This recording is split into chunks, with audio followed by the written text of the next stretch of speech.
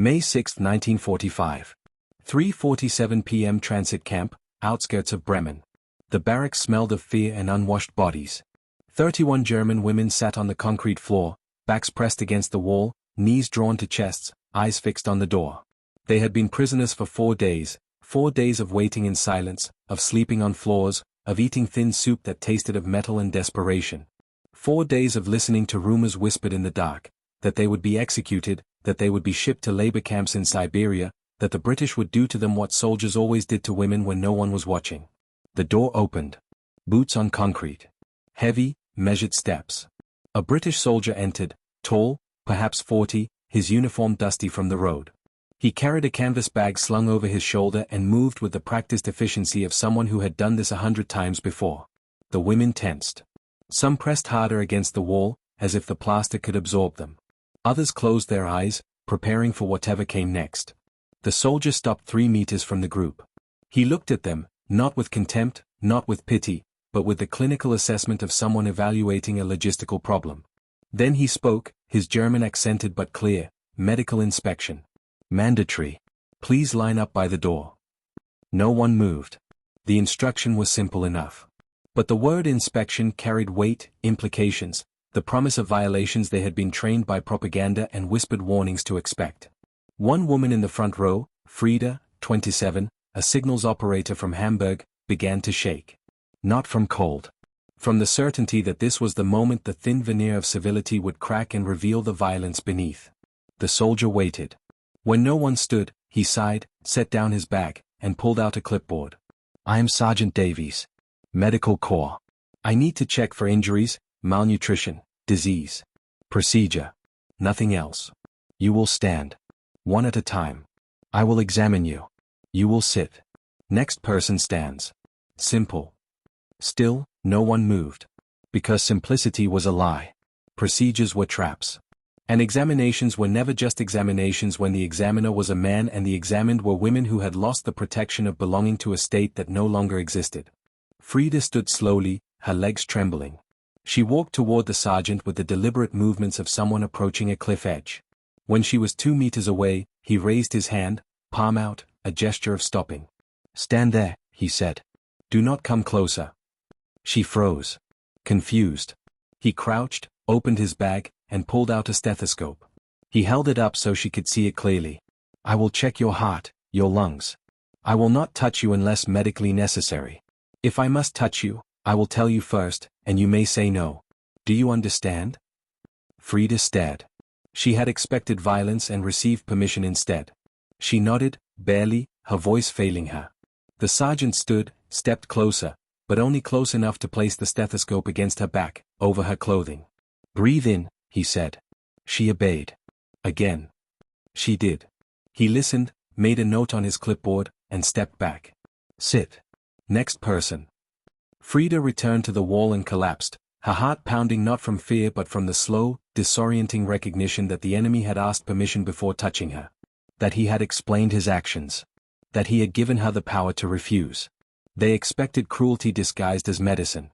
The first thing they received was consent, offered not as kindness but as procedure, as the disciplined insistence that even prisoners retained the right to say no. If this moment already changed how you see the war, subscribe, the next will surprise you even more. The examination continued. Each woman stood, one at a time, and was assessed with the same clinical detachment. Sergeant Davies checked pulses, listened to lungs, examined hands for injuries, asked brief questions about pain or illness. He worked quickly but not roughly, maintaining a physical distance that communicated respect as much as efficiency. When he needed to check a woman's abdomen for signs of malnutrition, he asked her to lift her shirt herself while he looked without touching. When he noticed bruising on another woman's arm, he asked how it happened, accepted her answer without interrogation, and moved on. The women watched each other go through the process and began to understand, this was not a performance. The sergeant was not establishing trust as a prelude to betrayal. He was simply following a protocol that assumed prisoners were entitled to bodily autonomy, that medical care required consent, that even enemies deserved the dignity of being asked rather than taken from. By the time the last woman was examined, the fear in the room had not disappeared, but it had shifted. What remained was confusion. The propaganda had been explicit. British soldiers were barbarians who abandoned civilization the moment they gained power. But this man had maintained standards so rigorous they felt almost inhuman in their consistency. He had not leered. He had not mocked. He had not used his authority to assert dominance. He had simply done his job and treated them as if they were still people. When the examination finished, Sergeant Davies packed his equipment, made final notes on his clipboard, and addressed the group. You will be transported tomorrow to a permanent facility. Expect basic housing, regular meals, medical care. Follow instructions. Cooperate with staff. Do not attempt escape. Questions? Silence. Then Frida raised her hand tentatively. Why did you ask permission? The sergeant looked at her, his expression unreadable. Because it is required. Prisoners have rights. One of them is that medical examinations are conducted with consent unless unconscious or life-threatening circumstances prevent it. You were conscious. No emergency. Therefore, consent. But we are prisoners. We lost the war. You are prisoners, he agreed. That does not make you property. It makes you soldiers who surrendered. There is a difference. He left before anyone could respond. The door closed. The women sat in silence, trying to process what had happened. They had been examined by an enemy medic who had treated them as if autonomy still applied, as if defeat had not erased their right to be asked, as if civilization included the recognition that power did not eliminate the obligation to seek permission. Frida wrote that evening in a small notebook issued by the Red Cross. He asked if he could touch me. I said yes. He touched only what was necessary. Then he stepped back and thanked me. I do not understand this war anymore. I do not understand how the enemy can be more respectful than our own officers were. Frida Schaefer had been a signals operator attached to a Wehrmacht communications battalion near Osnabrück. 27 years old, trained in radio transmission and Morse code, she had spent the final year of the war relaying orders that made less sense with each passing day as the Reich collapsed into itself. Her unit had been overrun on April 18, 1945, during the British advance through northwestern Germany. The commanding officer had ordered surrender. There was no ammunition left, no reinforcements coming, no point in dying for a cause that was already lost. The British soldiers who took them prisoner were professional to the point of coldness. They disarmed the men, separated the women, and processed everyone with bureaucratic efficiency, photographs, fingerprints, identification numbers. Then came the transit, trucks to a holding facility, days of waiting in overcrowded conditions, minimal food, no information. Frida and the other women spent those days in a state of suspended terror, waiting for the violence they had been taught to expect. But the violence never came. Instead came Sergeant Davies and his clipboard and his stethoscope and his relentless insistence on asking permission. The transport to the permanent camp took place the following morning. The women were loaded onto military trucks, not roughly, but with the impersonal efficiency the British applied to everything. The journey lasted 3 hours, traveling north through a landscape that bore the scars of war, bombed villages, abandoned vehicles, fields cratered by artillery. But as they moved deeper into British-controlled territory, the destruction lessened. Farms appeared, intact and functional. Villages showed signs of life. Civilians went about their business as if the war were a distant abstraction rather than the grinding reality that had consumed Germany. The camp, when they arrived, was a sprawling complex of Nissen huts surrounded by barbed wire, guard towers at the corners, a parade ground in the center. It looked institutional, impersonal, designed to hold people rather than comfort them. But it was also clean. Orderly. The guards did not shout. The gates were opened with keys rather than kicked down. And when the women disembarked from the trucks, they were greeted not by violence but by a British officer who explained, in careful German, the procedures they would follow. You will be housed in Hut 7. Meals are served 3 times daily in the mess hall. Work assignments begin tomorrow. Medical staff are available if needed. Laundry facilities operate on a schedule posted in your hut. Lights out at 2200 hours. Questions? No one asked. They had learned that silence was safer than curiosity. The pivot came not in words but in objects. That evening, after the women had been shown to their barracks and assigned beds, a British nurse entered carrying a cardboard box. She was middle-aged, stern-faced, her uniform starched to exactness. She set the box on a table near the door and addressed them in German that was functional if not fluent. Sanitary supplies. Soap. Toothbrushes. Combs. Take what you need. Replacements available upon request. She gestured at the box, then left without waiting for thanks. The women approached slowly, as if the box might contain a trap. But inside were exactly what she had described: bars of carbolic soap, wooden toothbrushes, metal combs, and packages of sanitary napkins, simple, practical items that acknowledged they were human beings with bodies that required care. One woman lifted a bar of soap, turned it over in her hands, and began to cry. Not from gratitude exactly. From the slow, overwhelming recognition that the enemy had anticipated their needs and addressed them without being asked. Frida took a toothbrush and a bar of soap. That night, she brushed her teeth for the first time in 2 weeks, scrubbed her hands and face until the water ran gray with accumulated grime, and felt something inside her shift. She had expected degradation. She had received hygiene. And hygiene, she realized, was a form of dignity, the acknowledgement that even prisoners deserved to feel clean. I thought they would strip us of everything, she wrote. Instead, they gave us toothbrushes. It is such a small thing. And yet it undoes me more thoroughly than cruelty could have. Because cruelty I was prepared for. Decency, this relentless, bureaucratic decency, I have no defense against. The policy was not accidental. It was encoded in directives issued by the British War Office beginning in 1940, refined through years of managing thousands of prisoners across Europe and North Africa. The philosophy was pragmatic. Prisoners who were treated humanely were easier to manage, less likely to resist, less prone to disease outbreaks that could spread to guards and local populations. But the policy also reflected a moral commitment, the belief that Britain's adherence to the Geneva Conventions was not just strategic but essential to maintaining the nation's identity as a civilized power bound by law even in extremity. A memo stamped War Office 1943, female prisoners of war are entitled to the same protections as male prisoners, with additional provisions for privacy, hygiene, and medical care appropriate to their sex. Under no circumstances are examinations or searches to be conducted without clear explanation and, where feasible, consent. Security, diplomacy, morality. The triad governed every interaction. Female prisoners were examined by medical personnel trained in protocols that prioritized consent. Housing was segregated to ensure privacy. Sanitary supplies were distributed regularly and without comment. Guards were instructed to maintain professional distance, to avoid familiarity, to treat female prisoners with the same impersonal respect they would extend to male soldiers. Violations were investigated and punished.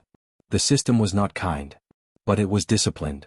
And discipline, maintained without exception, became its own form of protection. The days at the camp settled into rhythms that felt surreal in their ordinariness. Wake at 6. Roll call at 6:30. Breakfast, porridge, bread, tea. Work assignments, laundry, kitchen duty, agricultural labor on nearby farms, camp maintenance. The labor was physical but not punishing. British supervisors treated the prisoners as workers rather than slaves, enforcing productivity without cruelty, maintaining standards without rage. Frida was assigned to the camp laundry, a large building filled with industrial washers and drying racks, steam rising from vats of boiling water. The work was hot, repetitive, exhausting. But it followed a routine that became almost meditative: load, wash, rinse, wring, hang, repeat. The British supervisor, a woman in her 50s named Mrs. Porter, communicated primarily through gestures and demonstrated procedures with patient precision. When Frida made a mistake, adding too much soap, tangling a load, Mrs. Porter corrected it without scolding, simply showed her the proper method, and moved on. One afternoon in late May, Frida scalded her hand on a boiler pipe. She gasped, pulled back, and Mrs. Porter was there instantly, not to punish but to help. She pulled Frida to the sink, ran cold water over the burn, and wrapped it in gauze with the same clinical efficiency Sergeant Davies had applied during the medical inspection. Then she pointed Frida toward a chair and gestured for her to sit. "Rest," she said in English. Frida did not fully understand the word, but she understood the tone. She sat a day. Mrs. Porter brought her tea, weak, oversweetened, but warm. It was such a small thing. But it lodged in Frida's mind like a splinter. The supervisor who had stopped work to treat an injury, who had offered tea to an enemy, who had acted as if Frida's pain mattered. Helga Richter, 32, had been a clerk in a Wehrmacht supply depot near Hanover. She had been captured in April 1945 during the final Allied push through central Germany, her unit scattered by air attacks, her commanding officers nowhere to be found. She arrived at the camp expecting punishment and found structure instead: rules, routines, the relentless predictability of a system that treated prisoners as logistical problems requiring management rather than enemies requiring destruction. She was assigned to kitchen duty, peeling vegetables and washing dishes under the supervision of British cooks who treated her work as employment rather than servitude. The cooks were not warm. They did not engage in conversation. But they were fair, correcting inefficiency without anger, maintaining pace without cruelty, distributing tasks with the same impersonal equality they would apply to any workforce. One morning in June, Helga was peeling potatoes when a British cook noticed she was favoring her right hand. The cook gestured at Helga's wrist, made a questioning motion. Helga hesitated, then showed her the swelling, a sprain from weeks earlier that had never healed properly. The cook examined it briefly, then left the kitchen. She returned 10 minutes later with a British medic who rebandaged the wrist, prescribed rest, and reassigned Helga to lighter duty for a week. No interrogation.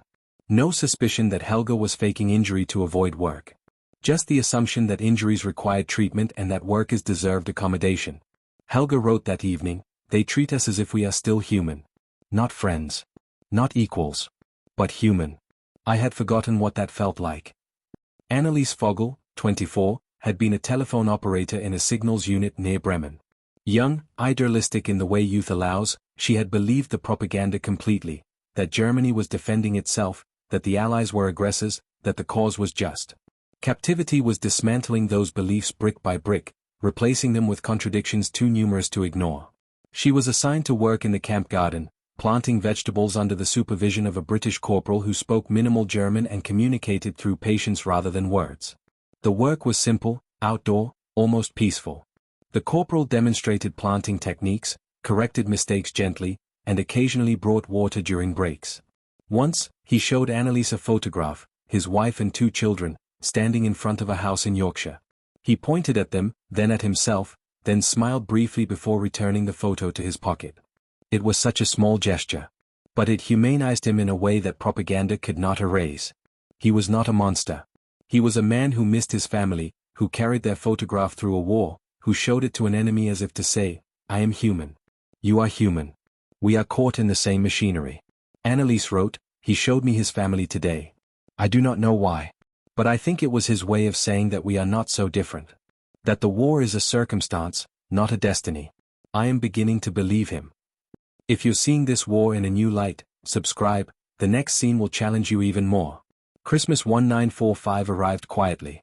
The camp administration organized a modest celebration, a tree donated by a local church, decorations made from scraps of paper and fabric, a special meal of roasted chicken and potatoes.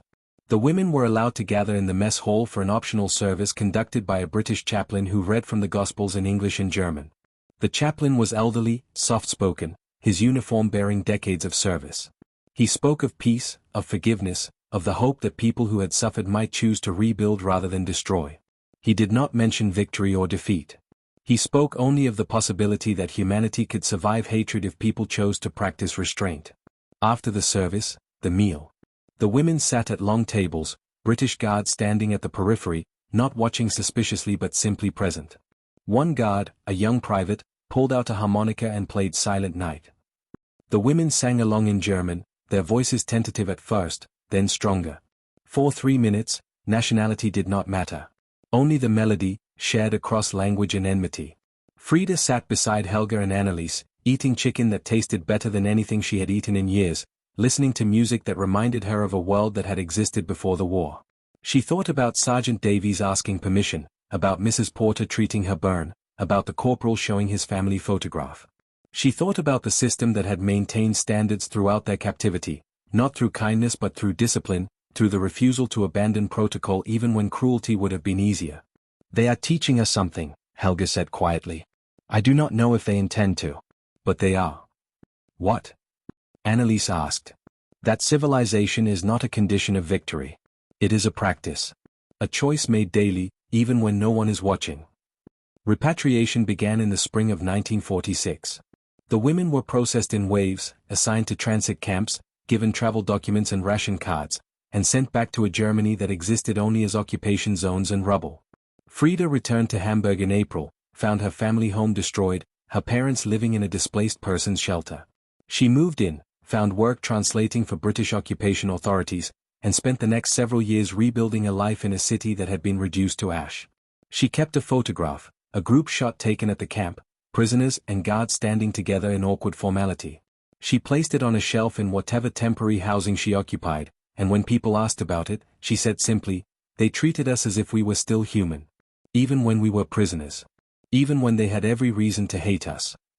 Helga returned to Hanover, found work in a school kitchen, and spent decades feeding children in a country learning to feed itself again.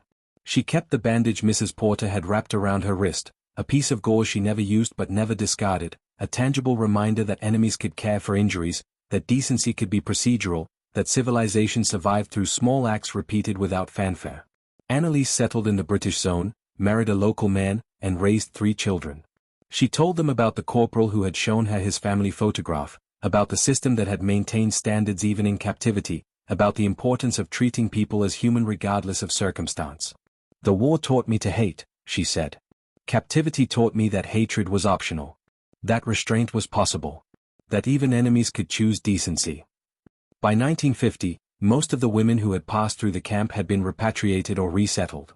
The facility was decommissioned, its Nissen huts dismantled, its parade ground returned to farmland. What remained were records, files documenting treatment protocols, medical examinations conducted with consent, disciplinary actions taken against guards who violated standards. And memories.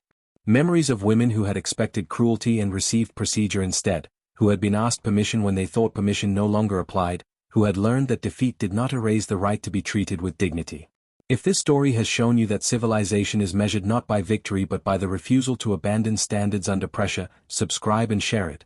Because the most profound transformations happen not through grand gestures but through small acts of restraint practiced relentlessly when no one would fault you for cruelty. May 6, 1945. 3:47 p.m. A barracks filled with fear. 31 German women braced for violation and heard "Please line up" instead. They expected cruelty disguised as medicine and received consent, offered not as kindness but as protocol, as the disciplined insistence that even prisoners retained bodily autonomy, that examinations required permission, that power did not eliminate the obligation to ask. Sergeant Davies had asked if he could touch them. He had explained his actions. He had given them the power to refuse. And in those small acts, procedural, clinical, almost bureaucratic, he had demonstrated something the propaganda had insisted was impossible, that the enemy could maintain standards even when violating them would have been easier, that civilization survived not through sentiment but through discipline, that restraint was the ultimate demonstration of power. The women returned to a Germany in ruins, carrying with them the knowledge that the people they had called barbarians had been more respectful than their own officers, that defeat had not erased their humanity, that enemies had treated them as if consent still mattered. The war had taught them fear. A medical examination taught them that even in captivity, even when power was absolute, someone might still ask permission before touching you. And that asking, that simple, procedural refusal to assume compliance, was the difference between conquest and civilization. They expected violence. The first word was please. And in that word, spoken by an enemy medic with a clipboard and a stethoscope, lay a truth more powerful than any propaganda, that the measure of a society is not how it treats the powerful but how it treats the powerless when no one is watching.